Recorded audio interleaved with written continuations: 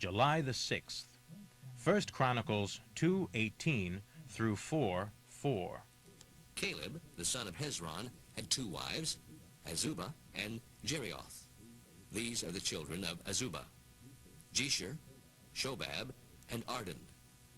After Azubah's death, Caleb married Ephrath, who presented him with a son, Hur. Hur's son was Uri, and Uri's son was Bezalel.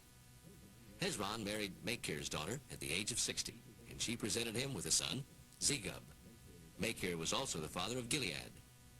Zegub was the father of Jair, who ruled 23 cities in the land of Gilead. But Geshur and Aram wrested those cities from him, and also took Kenath and its 60 surrounding villages. Soon after his father Hezron's death, Caleb married Ephrathah, his father's widow, and she gave birth to Asher, the father of Tekoa. These are the sons of Jerahmeel, the oldest son of Hezron: Ram, the oldest; Bunah, Oren, Ozem, and Ahijah. Jerahmeel's second wife, Atara, was the mother of Onam. The sons of Ram: Maaz, Jamin, and Eker. Onam's sons were Shammai and Jada. Shammai's sons were Nadab and Abishur. The sons of Abishur and his wife Abihail were Aban and Molid. Nadab's sons were Seled and Apamim. Seled died without children, but Apamim had a son named Ishai. Ishai's son was Shishan, and Shishan's son was Alahi. Shammai's brother Jada had two sons, Jether and Jonathan. Jether died without children, but Jonathan had two sons named Peleth and Zazah. Shishan had no sons, although he had several daughters. He gave one of his daughters to be the wife of Jarrah, his Egyptian servant, and they had a son whom they named Attai. Attai's son was Nathan. Nathan's son was Zabad. Zabad's son was Ephlal. Ephlал's son was Obed. Obed's son was Jehu. Jehu's son was Azariah. Azariah's son was Helez. Helez's son was Eliashah. Eliashah's son was Sismai. Sismai's son was Shallum. Shallum's son was Jechamiah. Jechamiah's son was Elishama. The oldest son of Caleb, Jerahmeel's brother, was Mesha, who was the father of Ziph, who was the father of Marisha, who was the father of Hebron. The sons of Hebron: Korah, Taphuah, Rechem, and Shema. Shema was the father of Raham, who was the father of Jarkiam. Rechem was the father of Shemaiah. Shemaiah's son was Maon, the father of Bethzur. Caleb's concubine, Ephrath, bore him Haran, Mosa, and Gazez. Haran had a son named Gazez. The sons of Jediah: Regem, Jotham, Geshan, Helet, Ephah, and Sheath. Another of Caleb's concubines, Maacah, bore him Sheber, Terhana, Sheath, the father of Madmanah, and Sheva, the father of Machbenah, and of Gibeah. Caleb also had a daughter, whose name was Akshah. The sons of Hur, who was the oldest son of Caleb and Ephrathah, were Shobal, the father of Kiriath Jearim, Salma, the father of Bethlehem, and Hareth, the father of Beth Gader. Shobal's sons included Kiriath Jearim and Haroah, the ancestor of half of the Minuath tribe. The families of Kiriath Jearim were the Ithrites, the Puthites, the Shumathites, and the Mishraites, from whom descended the Zorathites and Eshtaolites. The descendants of Salma were his son Bethlehem, the Netophathites, Atrabeth Joab, half the Manaathites, and the Zorites. They also included the families of the writers living at Jabez, the Terathites, Shimeathites, and Zukathites. All these are Kenites, who descended from Hamath, the founder of the family of Rechab. King David's oldest son was Amnon, who was born to his wife Ahinoam of Jezreel. The second was Daniel, whose mother was Abigail from Carmel. The third was Absalom, the son of his wife Maacah, who was the daughter of King Talmai of Geshur. The fourth was Adonijah, the son of Haggith. The fifth was Shephatiah, the son of Abital. The sixth was Ithream, the son of his wife Eglah. These six were born to him in Hebron, where he reigned 7½ years. Then he moved the capital to Jerusalem, where he reigned another 33 years. While he was in Jerusalem, his wife Bathsheba, the daughter of Amiel, became the mother of his sons Shimea, Shobab, Nathan, and Solomon. David also had 9 other sons: Ibar, Elishama, Eliphelet, Noga, Nepheg, Japhiah, Elishama, Eliada, and Eliphelet. This list does not include the sons of his concubines. David also had a daughter, Tamar.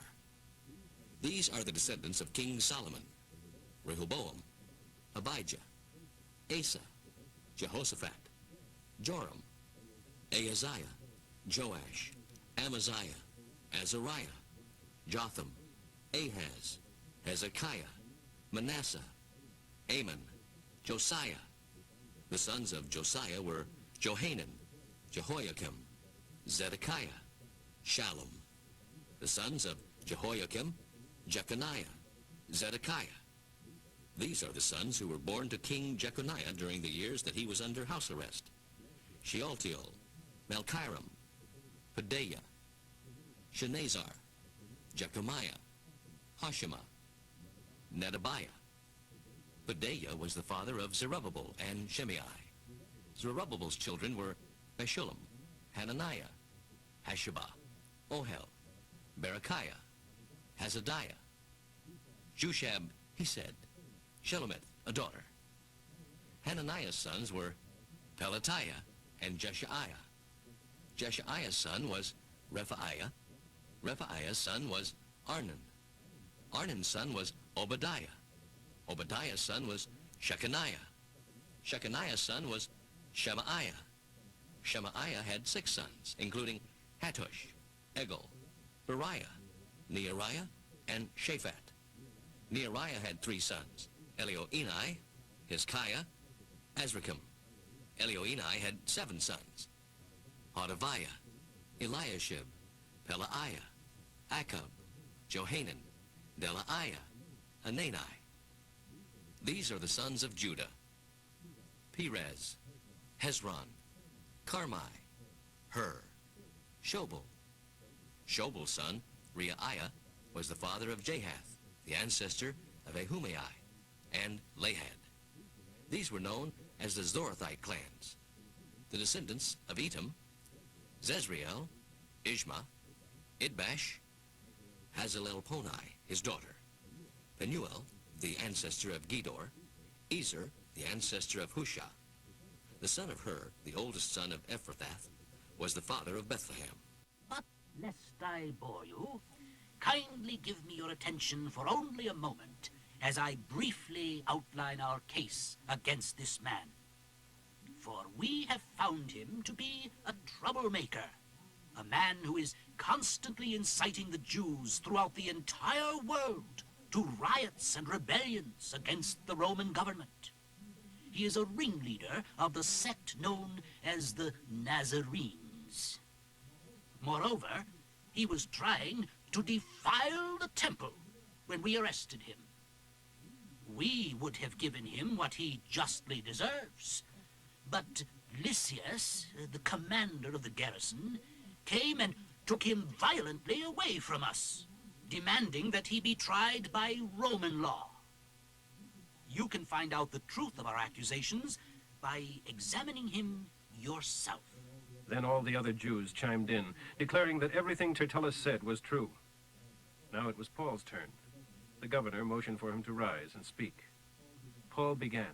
I know, sir, that you have been a judge of Jewish affairs for many years, and this gives me confidence as I make my defense. You can quickly discover that it was no more than 12 days ago that I arrived in Jerusalem to worship at the temple, and you will discover that I have never incited a riot in any synagogue or on the streets of any city. And these men certainly cannot prove the things they accuse me of doing. But one thing I do confess, that I believe in the way of salvation, which they refer to as a sect. I follow that system of serving the God of our ancestors. I firmly believe in the Jewish law and everything written in the books of prophecy. And I believe, just as these men do, that there will be a resurrection of both the righteous and ungodly. Because of this, I try with all my strength to always maintain a clear conscience before God and man. After several years away, I returned to Jerusalem with money to aid the Jews and to offer a sacrifice to God. My accusers saw me in the temple as I was presenting my thank offering. I had shaved my head as their laws required, and there was no crowd around me and no rioting. But some Jews from Turkey were there, who ought to be here if they have anything against me. But look, ask these men right here what wrongdoing their council found in me. Except that I said one thing I shouldn't when I shouted out, I am here before the council to defend myself for believing that the dead will rise again. Felix, who knew Christians didn't go around starting riots, told the Jews to wait for the arrival of Lysias, the garrison commander, and then he would decide the case.